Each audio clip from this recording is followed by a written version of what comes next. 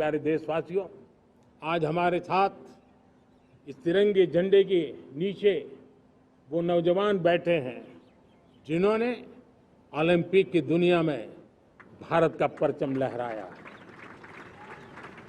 मैं मेरे देश के सभी एथलीट्स को, मेरे देश के सभी खिलाड़ियों को 140 करोड़ देशवासियों की तरफ से बधाई देता हूं और हम नए सपने, नए संकल्प, अत्यंतिक पुरुषार्थ के साथ नए लक्ष्यों को हासिल करने के लिए आगे बढ़ेंगे, ऐसा मैं विश्वास के साथ उनको शुभकामनाएं भी देता हूं। आने वाले कुछ दिनों में भारत के एक बहुत बड़ा दस्ता पैरालंपिक के लिए पेरिस जाने के लिए रवाना होगा।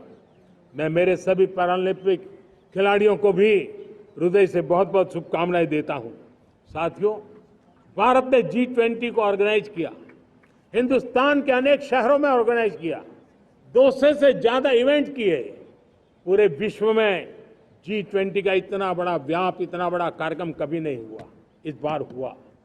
इसने एक बात सिद्ध कर दी है कि भारत में बड़े से बड़े कार्यक्रम ऑर्गेनाइज करने की ताकत है। भारत को किसी को भी हॉस्पिटैलिटी का सामर्थ्य भारत में सबसे ज्यादा है।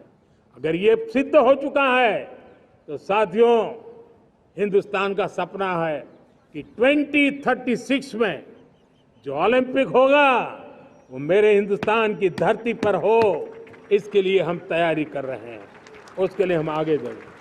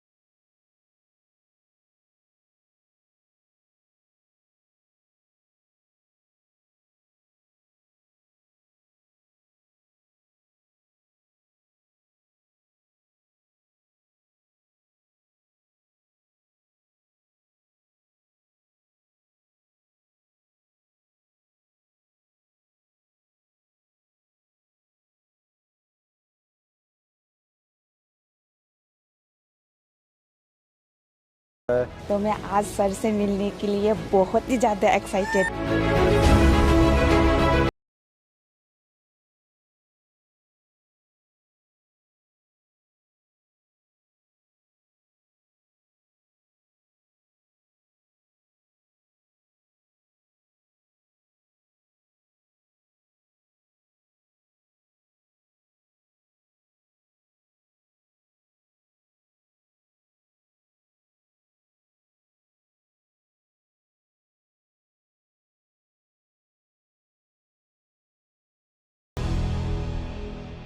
हम तो भैया आप लोगों से गप्पे लगाएंगे। अच्छा, आप में से कितने हैं जो हार करके आए हैं? सबसे पहले तो दिमाग में से निकाल दीजिए कि आप हार करके आए हैं। आप देश का झंडा ऊंचा करके आए हैं और आप कुछ सीख करके गए हैं। और इसलिए खेल ही एक ऐसा क्षेत्र है दोस्तों कि जहां कभी कोई हारता नहीं है, हर कोई सीखता है। और इसलिए मैं पहला तो आप लोगों से आग्रह से कहूंगा, इसलिए मैंने जानबूझ करके कहा जरा हाथ ऊपर करो लेकिन अच्छा हुआ 80% लोगों ने हाथ ऊपर नहीं किया, मतलब वो मेरी बात को समझते हैं। जिन्होंने हाथ ऊपर किया उन्होंने नम्रता के कारण किया है, विवेक के कारण किया है। लेकिन मैं उनसे भी आग्रह करूंगा कि हमें ये सोचना नहीं है कि हम पीछे रह गए हैं, हम बहुत कुछ सीख करके आए हैं। तो मेरी बात आपको मंजूर है? ऐसे नहीं, जोर से बताइए, खिलाड़ी है आप तो। अच्छा, मैं तो कुछ जानना चाहता हूं भैया। जो मैदान में आपने किया वो तो पूरी दुनिया ने देखा, मैदान के सिवाय क्या क्या किया वो बताइए। दुनिया के कई प्लेयरों से दोस्ती हुई होगी, बहुत कुछ जाना होगा, आपको लगा होगा यार हमारे यहाँ भी ऐसा होता तो अच्छा होता, ऐसा कुछ हुआ होगा ना? तो मैं ऐसा कुछ सुनना चाहता हूँ आप लोगों से। कौन बताएगा? जी सर, सबसे पहले नमस्ते आपको। एंड लक्ष्य को जब मैं पहली बार मिला तो इतना छोटा था आज काफी बड़ा हो गया। जैसा कि टूर्नामेंट मेरा रहा, काफ़ी लंबे मैचेस रहे वहाँ पे शुरुआत के दिन से। तो मेरा ज़्यादा करके मेरा फोकस मैचेस पे रहता था। बट ये जब भी हमें फ्री टाइम मिलता था हम लोग सबके साथ डिनर करने जाते थे और काफ़ी सारे एथलीट्स वहाँ पे मिले जिनको देख के आई थिंक काफ़ी कुछ सीखा और हमने उनके साथ एक डाइनिंग रूम शेयर किया। आई थिंक वो एक बड़ी बात थी। एंड आई थिंक और जो वो वहाँ का माहौल था, आई थिंक ये मेरा सबसे पहला ओलंपिक्स था और मैं जो मैं एक्सपीरियंस किया वहाँ पे वो काफ़ी अच्छा था। जैसे कि इतने बड़े स्टेडियम में खेलना, इतना क्राउड आपको देख रहा है, तो फर्स्ट 2-3 मैचेस में थोड़ा नर्वस भी था। बट जैसे ही टूर्नामेंट चलता गया मेरा वो बेटर होता गया। बट आई थिंक मेरे लिए एक बहुत अरे बड़ा भाई, तुम तो एक्सपीरियंस। देवभूमि से हो लेकिन आपको मालूम है अब इस बार आप एकदम से सेलिब्रिटी बन गए हो। जी सर, मेरा मैचेस के टाइम तो मैं फ़ोन प्रकाश सर ने ले लिया था और बोला कि कि अभी जब तक मैचेस नहीं हो जाते तब तक फ़ोन नहीं मिलेगा। बट यस, उसके बाद आई थिंक काफ़ी लोगों ने सपोर्ट दिया। बट मैं यही कहना चाहूँगा, मेरा एक अच्छा लर्निंग एक्सपीरियंस था। थोड़ा हार्ट ब्रेकिंग भी था कि मैं इतने क्लोज आके रह गया। बट मैं आगे आने वाले टाइम में और बेटर करूँगा अपना तो रिजल्ट। प्रकाश सर इतने डिसिप्लिन स्ट्रिक्ट थे तो अगली बार मैं उन्हीं को भेजूंगा। ज़रूर सर, ज़रूर। लेकिन बहुत कुछ सीखा होगा ना, क्योंकि देखिए मैं बताता हूँ, अच्छा होता आप जीत करके आते होते, लेकिन आपके खेल को जिनको पता भी नहीं है खेल क्या है वो भी घंटों तक देखते रहते हैं, बार बार रील देखते हैं। जिस प्रकार से आपने खेला है, लोगों को लगता है नहीं विदेश के लोग खेलते हैं, ऐसा नहीं हमारे बच्चे भी खेलते हैं, ये भाव पैदा हुआ है। जी सर, आई थिंक वो 1-2 शॉट ऐसे मैंने खेले थे जो काफ़ी फेमस हो गए थे। बट आई थिंक ओवरऑल जैसा मैंने टूर्नामेंट खेला, मैं चाहूँगा कि और आगे जो आने वाले बच्चे हैं जो बैडमिंटन लेते हैं, मैं उनको और मतलब और इंस्पायर करूँ और ऐसे ही खेलते रहूँ। बहुत बढ़िया।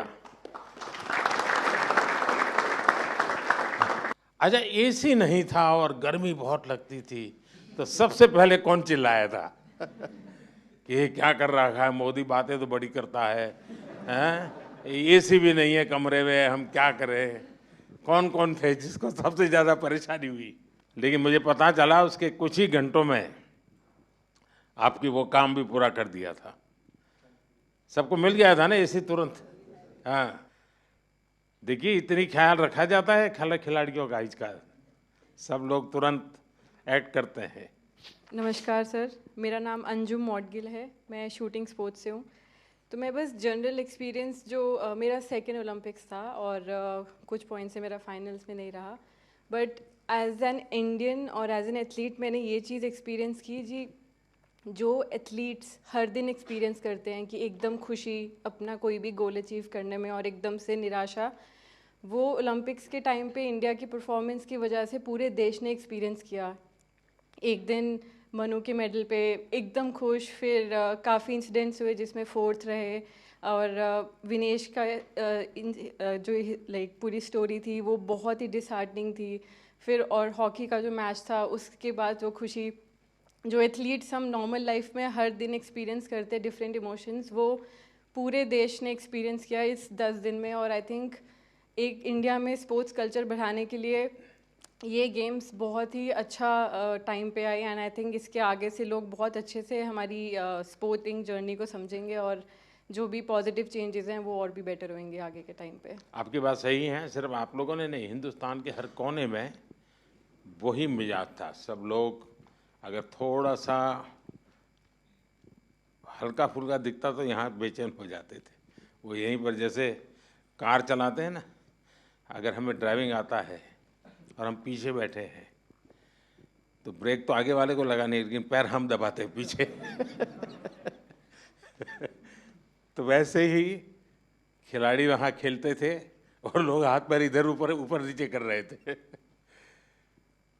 श्रीजेश, आपने ये रिटायर्ड होने का निर्णय पहले ही कर लिया था मन में कि क्या था?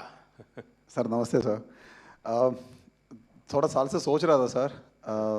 मेरे टीम वालों ने बोल रहे भाई कब छोड़ेगा, यही क्वेश्चन आ रहा था मेरे ऊपर। बट मुझे ऐसा लग रहा था सर, मैंने 2002 में पहले बार कैंप में गया और 2004 में फर्स्ट इंटरनेशनल खेला जूनियर टीम में, तब से खेल के आ रहा हूँ। तो मैंने सोचा 20 साल से अपना देश के लिए खेल रहा हूँ तो एक अच्छा प्लेटफॉर्म से रिटायरमेंट लेना है। तो ओलंपिक्स ऐसा एक प्लेटफॉर्म है सर जहाँ पे पूरा दुनिया अपना फेस्टिवल मनाता है, तो सोचा इससे अच्छा तो मौका मिलेगा नहीं, इसलिए तो एक अच्छा डिसीजन। लेकिन मैं बताता हूँ ये टीम आपको तो मिस करेगी ही करेगी, लेकिन टीम ने आपकी विदाई शानदार की। ऐसा ये टीम को बधाई है, सरपंच साहब ने बड़ा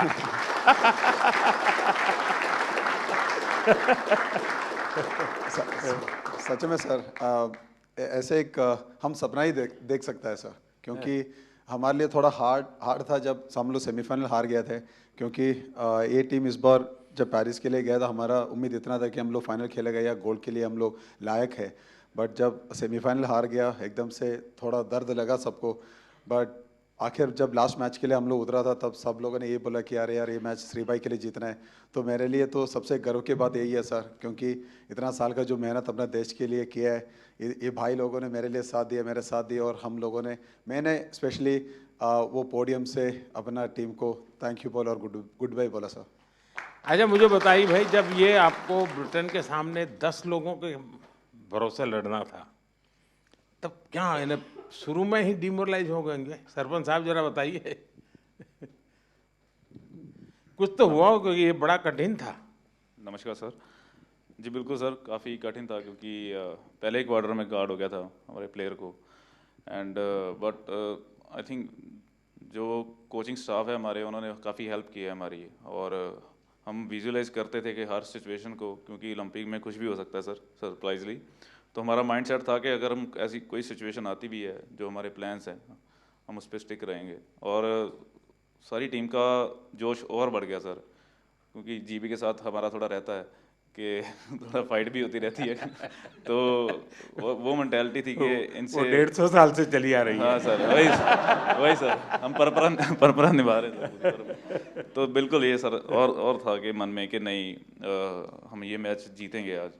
तो बहुत अच्छा रहा कि 1-1 ड्रा रहा सर, उसके बाद शूट आउट पे हम जीते हैं। तो एक वो, क्योंकि ये ऐसा कभी सारी हिस्ट्री में नहीं हुआ है सर ओलंपिक में। एंड एक और खुशी की बात थी कि हमने जो ऑस्ट्रेलिया को हराया सर, वो भी हमारे लिए बहुत बड़ी बात थी कि 52 ईयर्स के बाद हमने बड़े प्लेटफॉर्म में ऑस्ट्रेलिया को हराया। वैसे भी आपने सारे रिकॉर्ड तोड़े हैं 52 साल के। जी जी सर। 2 बार ओलंपिक में बार लगातार, ये भी बहुत बड़ा काम है। जी सर जी।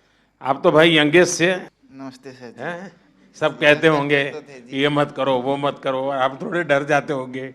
इस कम उम्र में जी बहुत बुरा समय देखा जी मैंने। तो मेरे मम्मी पापा 10 साल के छोड़ के चले गए थे, देश को सौंप गए थे। फिर बस यही सपना था कि उनका ओलंपिक में मेडल लाए, और मेरा भी यही सपना भाई ओलंपिक में मेडल देना देश को। तो बस यही सोच के प्रैक्टिस करते रहे, और टॉप्स और साई और रेसलिंग फेडरेशन WFI का भी बहुत योगदान रहा जी इस मेडल में। अभी मूड क्या है? अब बहुत अच्छा जी, अच्छा लग रहा है। कोई पसंद की चीज घर आके खाई कि नहीं खाई? अभी तो घर गए ही नहीं जी। घर गए नहीं? हाँ जी। तो हमें बोलते तो हम बर्बाद देते कुछ भाई। घर जाके चूर में खाएंगे जी। अच्छा। अच्छा, जैसे हमारे सरपंच साहब का निकनेम है, ऐसे आप में से और कौन है जिसके ऐसे ही निकनेम है? प्रणाम सर, मैं श्रेयसी सिंह हूँ और वर्तमान में बिहार से विधायक भी हूँ। तो सब टीम के सब लोग विधायक दीदी करके विधायक बुलाते कहते हैं। जी सर। तो सरपंच भी है, विधायक भी है। अच्छा, आप में से मैंने देखा है कि इन दिनों काफी समय मोबाइल पर चिपके रहते हैं, ऐसा है क्या? सही है मेरी जानकारी? रील्स देखते हैं और रील बनाते हैं। हाँ, रील बना रहे हैं ना? कितने लोग हैं जो रील्स बना रहे हैं? सर एक्चुअली मैं एक मैसेज देना चाहूँगा, क्योंकि सारी टीम ने हमने डिसाइड किया था कि थ्रू आउट द ओलंपिक हम मोबाइल फ़ोन यूज़ नहीं करेंगे। वाह, और शाबाश, ये सोशल बहुत मीडिया बढ़िया यूज़ नहीं काम करेंगे। किया। तो बिल्कुल सर, क्योंकि सर अगर कोई अच्छे कमेंट आ रहे हैं चाहे बुरे कमेंट आ रहे हैं, दोनों इफेक्ट करते हैं। तो हमारा माइंड सेट था कि हम एज ए टीम हमने डिसाइड किया कि हम बिल्कुल सोशल मीडिया यूज़ नहीं करेंगे। ये तो अच्छा बहुत किया अच्छी आप बात लोगों है। ने। जी सर। और मैं चाहूँगा कि देश के नौजवानों को भी आप ये बताएं जी बिल्कुल कि सर। उससे जितना दूर रहे अच्छा ही है, वरना ज़्यादा लोग उसी में उनका समय जाता है, उसी में फंसे रहते हैं। आप बेटा बहुत निराश लग रही हो। हाँ जी सर, पहली बार गई थी हाँ। और मैं मतलब एक से हार गई थी बाउट, और मगर उससे जीत जाती तो मैं फाइनल तक जाती, गोल्ड भी ला सकती थी। पर वो मेरा बैड लक था, दिन अच्छा नहीं था, तो सर मैं लूज़ हो गई कोई, इससे। अभी तो उम्र बहुत छोटी है बेटा, बहुत करना है। हाँ जी सर। और हरियाणा की मिट्टी ऐसी है, करके दिखाओगी। हाँ जी सर। प्रधानमंत्री जी नमस्कार। मुझे लगता है कि इस बार हमारी पूरी कंटिंजेंट में जो इंजरीज हुई थी वो काफ़ी कम थी। 1 या 2 सीरियस इंजरी थी, पर नहीं तो यूजुअली क्या होता है कि सब गेम्स में से 3-4 मेजर इंजरी होती है जिनकी ऑपरेशन करनी पड़ती है। पर इस बार फॉर्चुनेटली सिर्फ 1 था, तो वो अच्छी बात थी। एक सीखने का था कि जब भी ओलंपिक के जो विलेज में जो पॉलीक्लिनिक रहता है उसमें थोड़ी फैसिलिटीज़ रहती है, पर इस बार हमने सब जो फैसिलिटीज़ थी वो हमारे विलेज में ही, हमारे बिल्डिंग में ही रखी थी। और इसलिए काफ़ी एथलीट जो थे वो उनका जो कुछ भी रिकवरी करना था, इंजरी मैनेजमेंट करना था, प्रेपरेशन भी जो करना था, वो बहुत ही आसानी से कर सके। आई थिंक बहुत सारे एथलीट को वो वो प्रेफरेबल था, और आई थिंक उससे एटलीस्ट वो कॉन्फिडेंस था कि हमारे पास सब कुछ है। आई थिंक इससे भी फ्यूचर में भी ऐसे ही हम करते गए तो हम सपोर्ट दे सकेंगे हमारे एथलीट को। देखिए साहब, डॉक्टर ने मुझे बहुत महत्वपूर्ण बात बताई कि इस बार हमारी टीम में पहले की तुलना में मिनिमम इंजरीज थी। इंजरी कम हुई है, इसका मतलब है कि खेल की हर चीज़ में आपकी एक्सपर्टाइज आ गई है। इंजरी होने का कारण वही होता है कि हमें खेल के संबंध में कुछ हमारा अज्ञान होता है जो हमें खुद को कभी कभी डैमेज कर देता है।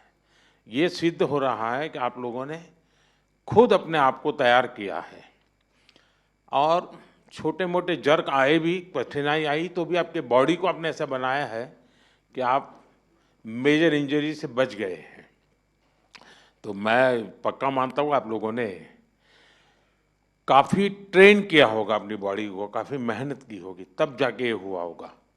तो इसके लिए तो आप सब बधाई के पात्र हैं। साथियों, मेरे साथ हमारे मनसुख मांडविया जी हैं, खेल राज्य मंत्री बहन रक्षा खड़से जी है, हमारी खेल जगत में जिन्होंने देश का नाम रोशन किया PT उषा जी हैं। पेरिस से आप सब वापिस आए हैं। आप सबका और आप सबके साथियों का भी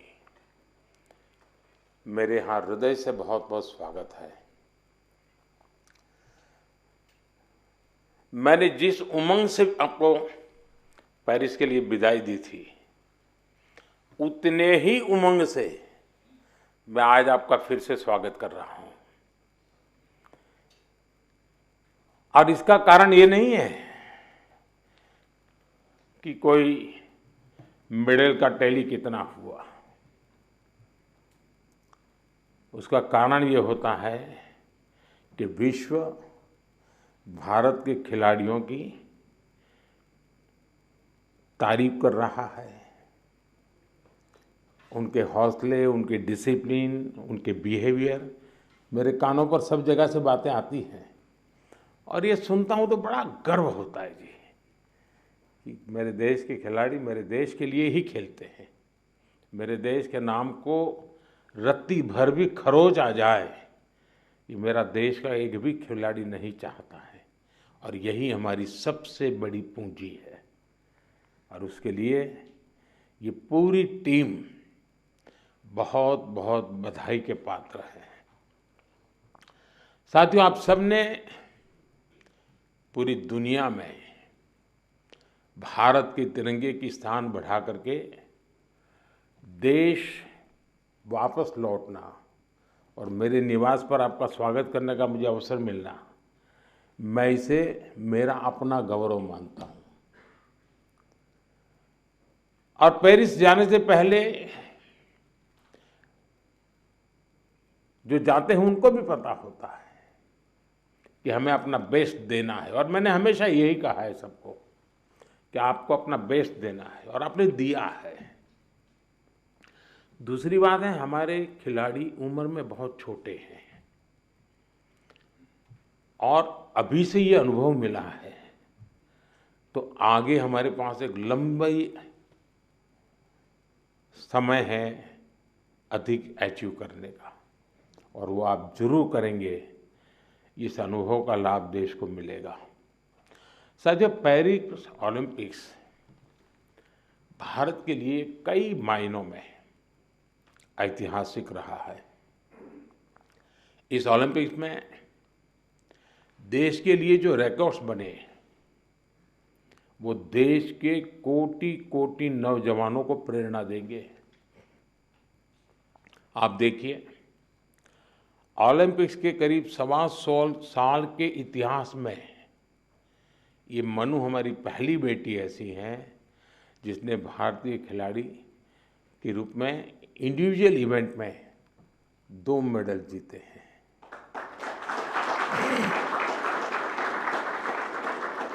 हमारा नीरज पहला ऐसा भारतीय खिलाड़ी है जिन्होंने इंडिविजुअल इवेंट में गोल्ड और सिल्वर जीते हैं। हॉकी में भारत ने 52 साल बाद लगातार 2 बार मेडल जीते कंटिन्यू। अमन ने केवल 21 साल की उम्र में मेडल जीत करके देश को बिल्कुल इतना प्रसन्न कर दिया है और अमन के जीवन के विषय में आज देश जानने लगा है तो उनको लग रहा है कि भाई व्यक्ति के जीवन की कठिनाइयों से भी इंसान अपनी यात्रा को, स्वप्न को, संकल्प को सिद्ध कर सकता है। कठिनाइयां अपने आप अपनी जगह पर रह जाती है। अमन ने करके दिखाया है। विनेश पहली ऐसी भारतीय बनी जो कुश्ती में फाइनल तक पहुंची। ये भी हमारे लिए बड़ा गर्व का विषय है। ओलंपिक्स में 7 शूटिंग इवेंट्स में इंडियन शूटर्स फाइनल्स में पहुंचे और ये भी पहली बार हुआ है। इसी तरह तीरंदाजी में धीरज और अंकिता पदक के लिए खेलने वाले पहले भारतीय तीरंदाजी बने और लक्ष्य, हमारा लक्ष्य सेन, आपके मैच ने तो पूरे देश का जोश बढ़ा दिया है।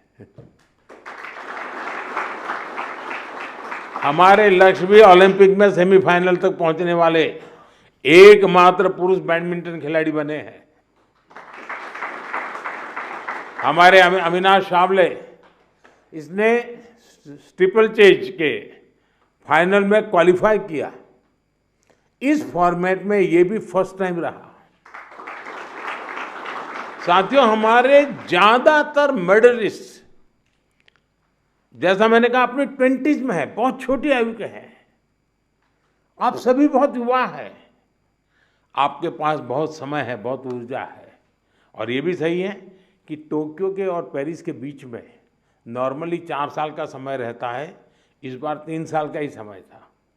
तो हो सकता है आपको 1 साल और अगर मिला होता प्रैक्टिस का, तो शायद आप और नई कमाल करके दिखा देते। अभी लंबी कैरियर में आप कई बड़े टूर्नामेंट खेलेंगे, खेलना बंद नहीं करना चाहिए, रुकना भी नहीं चाहिए, एक भी मैच छोड़नी नहीं चाहिए। ये युवा दल इस बात का प्रमाण है कि स्पोर्ट्स में भारत का भविष्य कितना उज्जवल रहने वाला है। मुझे विश्वास है पेरिस ओलंपिक्स भारतीय स्पोर्ट्स की इस उड़ान के लिए एक लॉन्च पैड साबित होने वाला है। ये टर्निंग पॉइंट है हमारा। उसके बाद विजय ही विजय है दोस्तों, हम रुकने वाले नहीं है।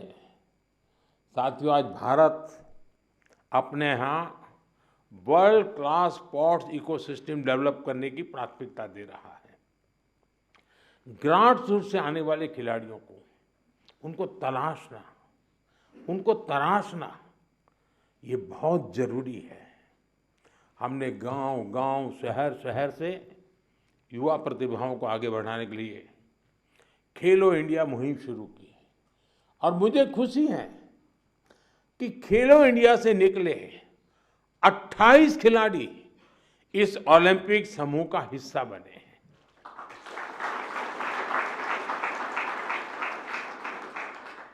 अमन है, अनंतजीत है, धीरज है, सर्वजोत है, इन सब ने खेलो इंडिया एथलीट के रूप में अपनी जर्नी शुरू की थी। और इससे हुआ ये है कि खेलो इंडिया में खेलना और जी भर के जीतना, ये एक बहुत बड़ा अहम हिंदुस्तान का कार्यक्रम बन चुका है जी। मैं मानता हूं, मैं खेलो इंडिया को और तवज्जो देनी है और ताकत देनी है। उसी में से हमें अच्छे नए होनहार खिलाड़ी मिलने वाले हैं। आपकी तरह ही खेलो इंडिया एथलीट्स की एक बड़ी फौज देश के लिए तैयार हो रही है। हमारे खिलाड़ियों को सुविधाओं और संसाधनों की कमी न पड़े, ट्रेनिंग में दिक्कत ना आए, इसके लिए बजट भी लगातार बढ़ाया जा रहा है। सबको पता है कि किसी भी खिलाड़ी के लिए ज्यादा से ज्यादा कंपटीशन में हिस्सा लेना कितना आवश्यक है। मुझे संतोष है कि ओलंपिक्स के पहले आपको अनेकों इंटरनेशनल कंपटीशन का एक्सपोजर मिला है। इतने सारे कोच और एक्सपर्ट्स, डाइट, उपकरण और कोचिंग, सब पर इतनी बारीकी से ध्यान, वर्ल्ड क्लास फैसिलिटीज देने का प्रयास, इस तरह की सुविधाओं के बारे में हमारे यहाँ पहले सोचा नहीं जाता था। खिलाड़ी अपने नसीब पर मेहनत करता था, देश के लिए कुछ करके आता था। लेकिन अब एक पूरी इकोसिस्टम बनी है। ये केवल स्पोर्ट्स में देश की नीतियों का बदलाव है, इतना ही नहीं है, ये उस भरोसे का प्रतीक भी है जो देश अब अपनी युवा पीढ़ी पर बहुत ज्यादा भरोसा करता है, उसकी अभिव्यक्ति है। साथियों, आप सब देश के युवाओं के लिए बहुत बड़ी प्रेरणा है। मैं मानता हूं आप में से हर किसी के बारे में देश को, देश के युवाओं को ज्यादा से ज्यादा जानना चाहिए। यहां भी मेरी इच्छा है कि मैं हर किसी का नाम लेकर उसकी चर्चा करूं, विशेषकर हमारी बेटियां। पिछली बार की तरह इस बार भी बेटियों ने ही ओलंपिक में भारत की जीत का श्री गणेश किया है। मनु को जिस तरह पिछली बार तकनीकी कारणों से निराश होना पड़ा था, फिर उन्होंने जो वापसी की, अंकिता ने जिस तरह सीजन का अपना सर्वश्रेष्ठ प्रदर्शन किया, मनिका बत्रा और श्रीजा अकोला ने भी सबका ध्यान खींचा है। इसी तरह बाकी खिलाड़ी भी रहे, खासकर नीरज ने अपनी लगन और अनुशासन में जिस तरह कंसिस्टेंसी दिखाई है, स्वप्निल ने कठिनाइयों को पार कर जिस तरह मेडल जीता है, हॉकी में हमारे सरपंच साहब, उनकी टीम ने दिखा दिया कि भारत की ताकत क्या है। पीआर श्रीजेश ने ये बता दिया कि द बॉल क्यों है। जो मेडल जीता या जो एक पॉइंट या कुछ सेकंड से चूका, उस सब ने एक ही संकल्प दोहराया, ये सिलसिला गोल्ड से पहले नहीं रुकेगा।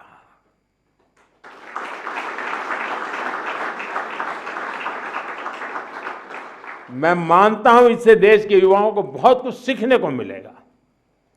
साथियों, हमारा भारत 2036 ओलंपिक्स की मेजबानी हासिल करने के लिए तैयारी कर रहा है। मैंने आज भी वहाँ भी लाल किले से भी बोला है, हम पूरी तैयारी कर रहे हैं।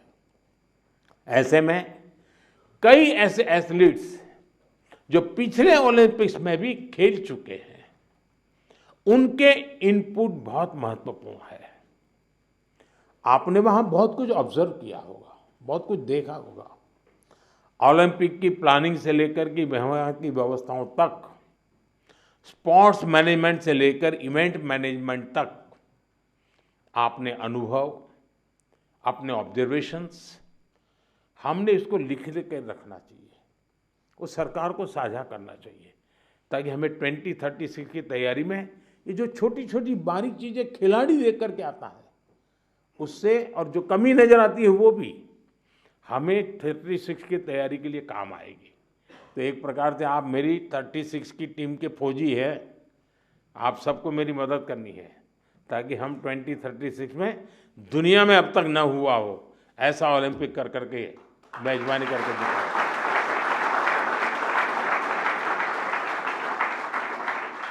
मैं चाहूँगा कि खेल मंत्रालय इसके लिए एक ड्राफ्ट बनाए और सभी खिलाड़ियों से उनके डिटेल में फीडबैक लें, उनके सुझाव लें, तो हम जरूर तैयारी अच्छी तरह कर पाएंगे। साथियों, भारतीय स्पोर्ट्स में और कैसे इम्प्रूवमेंट हो सकता है, इससे आइडियाज भी, जो चीज़ खिलाड़ी बता सकता है ना, जो चीज़ कोच बता सकता है, वो हम मैनेजर लोग नहीं बता सकते जी। और इसलिए आप लोगों के इनपुट बहुत ज़रूरी है, आपके आइडियाज़ बहुत ज़रूरी है। आप पर भविष्य के खिलाड़ियों को मोटिवेट करने, उन्हें आगे बढ़ाने का भी दायित्व है। और लोग तैयार होने चाहिए, आगे बढ़ने चाहिए। आप सोशल मीडिया स्पेसेस पर युवाओं से जुड़ सकते हैं, और जुड़ते भी हैं, करते भी हैं, बातें उनको प्रेरित करें। खेल मंत्रालय और दूसरी संस्थाएं भी इस तरह से इंटरेक्शन सेशन आयोजित करवा सकती हैं अलग अलग ग्रुप के लोगों के साथ। तो ये लोग अपना अनुभव शेयर करेंगे। मेरे सामने शायद बोलते नहीं हैं, लेकिन बाहर तो बहुत कुछ बोल सकते हैं ये लोग। साथियों, आप सबसे मुझे मिलने का अवसर मिला, और जब आप आए और मैं आपको ऐसे ही जाने दूं तो फिर बात अधूरी रह जाएगी। और इसलिए मैं तो कुछ न कुछ आपके जिम्मे काम छोड़ने ही वाला हूँ। और पहले भी जब भी मैंने आपको कुछ कहा है, आपने जरूर उसको पूरा करने का प्रयास किया है। देखिए, जो साथी टोक्यो ओलंपिक के बाद आए थे, उन्होंने मैंने स्कूलों में जाने और युवाओं से मिलने का आग्रह किया था, और उन्होंने किया था, उसका लाभ भी हुआ है। आज देश पर्यावरण की रक्षा के लिए एक पेड़ माँ के नाम अभियान चला रहा है। मैं आप सबसे कहूँगा, आप भी उससे जुड़े, अपनी माँ को लेकर के एक पेड़ लगाइए, पेरिस को भी याद कीजिए और पेड़ लगाइए। अगर माँ नहीं है तो माँ की तस्वीर लेकर के खड़े रहिए और पेड़ लगाइए। आप में से ज़्यादातर खिलाड़ी गांव की पृष्ठभूमि से हैं, सामान्य परिवार की पृष्ठभूमि से हैं। आपने पेरिस में भी देखा है, और इस बार के पेरिस के ओलंपिक की विशेषता थी, वो पर्यावरण को प्रमोट कर रहे थे। उन्होंने एनवायरनमेंट फ्रेंडली सारा वहाँ पर इकोसिस्टम डेवलप किया था। आप भी अपने गांव जाए तो वहाँ के लोगों को नेचुरल फार्मिंग, प्राकृतिक खेती, केमिकल फ्री खेती, हमारी धरती माता की भी रक्षा हमको करनी है, ये बात उनको बताइए। और इन सब के साथ दूसरे नौजवान साथियों को स्पोर्ट्स के जुड़ने के लिए, फिटनेस के लिए उनको प्रेरित करना चाहिए। फिटनेस की तरफ आप ही उनको गाइड कर सकते हैं और मैं मानता हूं कि इससे बहुत बड़ा लाभ होगा। साथियों, मुझे विश्वास है आप सब सदा सर्वदा देश का नाम रोशन करेंगे। विकसित भारत की हमारी यात्रा युवा प्रतिभाओं की सफलता से और ज़्यादा खूबसूरत बनने वाली है।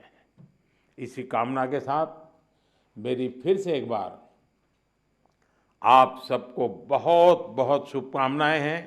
मेरे लिए आप सब अचीवर हैं। आप में से कोई ऐसा नहीं है जिसने कुछ अचीव नहीं किया है। और जब मेरे देश से ऐसे नौजवान कुछ अचीव करके आते हैं ना, तो उसी के भरोसे देश भी अचीव करने की तैयारी कर लेता है। बहुत बहुत बधाई, बहुत बहुत शुभकामनाएं दोस्तों।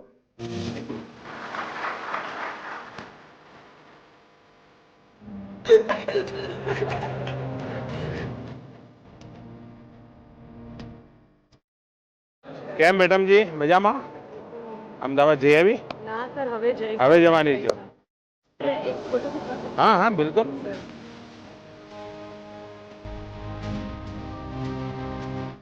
सबसे बहुत छोटी एथलीट हुई हमारी 14 साल की, पहली बार कंटीजेंट। उस दिन मेरा परिचय हुआ था।